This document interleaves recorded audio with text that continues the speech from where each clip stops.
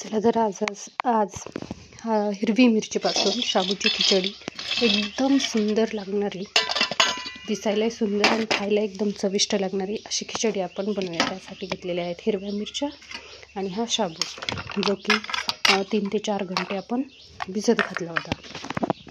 त्यानंतर आपण शेंगदाणे भाजून घेऊया आणि हे असे खमंग भाजून घेतले ना आणि ते थंड होऊन द्यायचे. नंतर त्याला बारीक करायचं. तर हा आपण असं बारीक करून घेतलं आहे. थोडंसं मोठं ह्याच्यामध्येच बारीक करायचं, जेणेकरून खिचडीला जास्त आपण शेंगदाणे जास्त बारीक केले तर ते खिचडी अशी वेगळीच बनती. आणि थोडंसं ठोसर ठेवलं तर खिचडी एकदम खायला पण ते शेंगदाणे दाताच्या खाली आल्यानंतर भारी लागतं खायला. आता मिरची आपण बारीक करून घेऊयात. मिरची बारीक करून घेतली.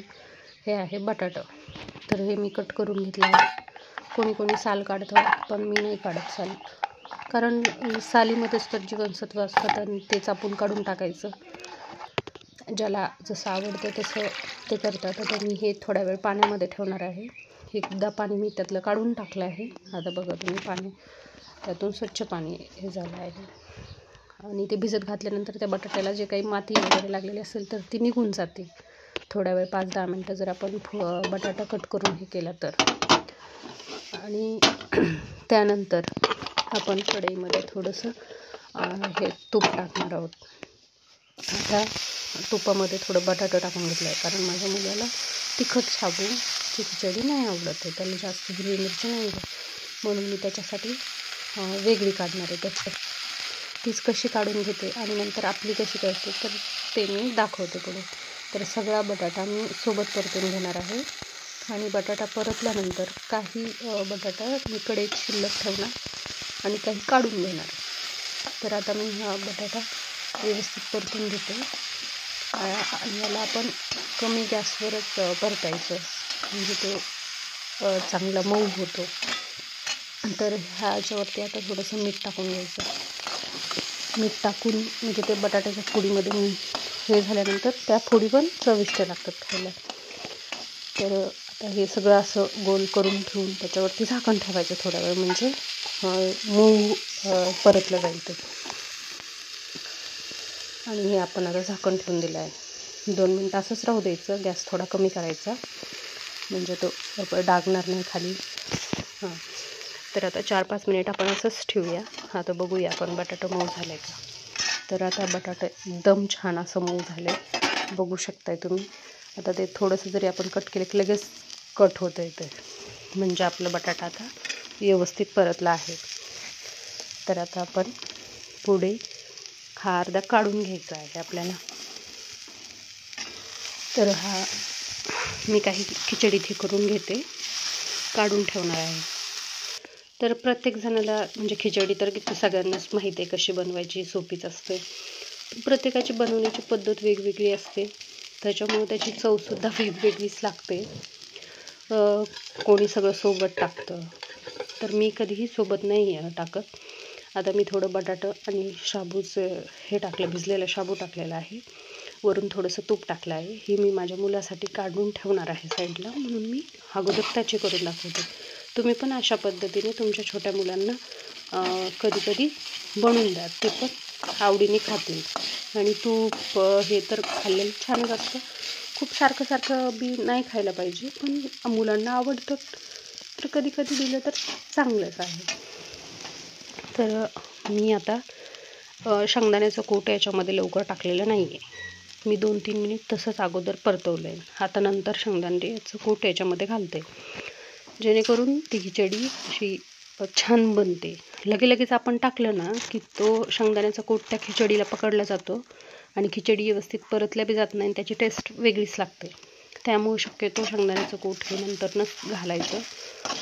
हीच म्हणजे मिस्टेक मला तर वाटतं की प्रत्येकाकडून घाईत लवकर शेंगदाण्याचं कूट त्यामध्ये टाकलं जातं, त्यामुळेच खिचडी मेन बिघडते.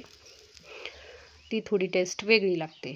आपण थोडी लेट टाकायची. आता ही मी माझ्यासाठीची खिचडी, तिखट खिचडी कशी बनवायची हे तुम्हाला दाखवते. आता मी तुपामध्ये जी मिरची आपण बारीक करून घेतलेली ती इथे परतायला घातलेली आहे. आता हे थोड्या वेळ असंच परतू द्यायचं. नंतरने मी याच्यात शाबू टाकून देणार आहे आणि तो सुद्धा मी बराच वेळ असाच परतणार आहे. तर मी ते बटाट्याच्या फोडी अगोदरच परतून घेतल्या होत्या आणि याच्यामध्ये टाकून ठेवलं होतं. त्यात एकदम व्यवस्थित चांगल्या फ्राय झालेल्या आहेत. तर आता हे असंच थोडा वेळ परतत राहायचं आपण. याच्यामध्ये लवकर शेंगदाण्याचं कूट घालण्याची घाई नाही करायची. आणि आता इथे मी परतून घेतलं आहे बराच वेळ. आता याच्यामध्ये थोडंसं मीठ टाकून घेते, म्हणजे खिचडी अजूनच छान लागते. थोडंसं मीठ फोडींवरती टाकलेलं आणि आत्ता नंतर कुटावरती, म्हणजे 2 वेळा आपल्याला टाकायचं आहे, जेणेकरून खिचडी एकदम छान, म्हणजे खरंच ना अशी खिचडी करायला तर घरातल्या प्रत्येकाला आवडणार. जे नाहीत खात ते सुद्धा खाणार. खिचडी तर तशी बऱ्याच जणांना आवडते आणि कधी कधी अशी सुट्टी एकदमच हे होऊन जाते ना, तर कधी कधी तशी पण नाही आवडत. तर कधी कधी एखाद्याला चिकट खिचडी आवडते. तर ही खूप अशी सुटसुटीत पण होत नाही आणि खूप अशी चिकट पण होत नाही, मध्यम अशी हे होते. बघा मी आणखीसुद्धा याच्यात शेंगदाण्याचं कूट घातलेलं नाही, तर बघू शकता तुम्ही एकदम अशी सुटसुटीत झाली आहे. एवढी बारीक मिरची केली होती तरी पण. आता याच्यामध्ये कूट टाकले, जवळजवळ 40-45% पुढे ही खिचडी परतली आहे. आणि आता बघू शकता तुम्ही, आता किती सुटसुटीत झाली. आता थोडा वेळ याच्यावर झाकण ठेवायचं आणि याला छान असं मऊ होऊ द्यायचं. आता तुम्ही ती थोड्या वेळाने उघडून पाहिल्यानंतर ती एकदम सुपर अशी खिचडी बनली आपली.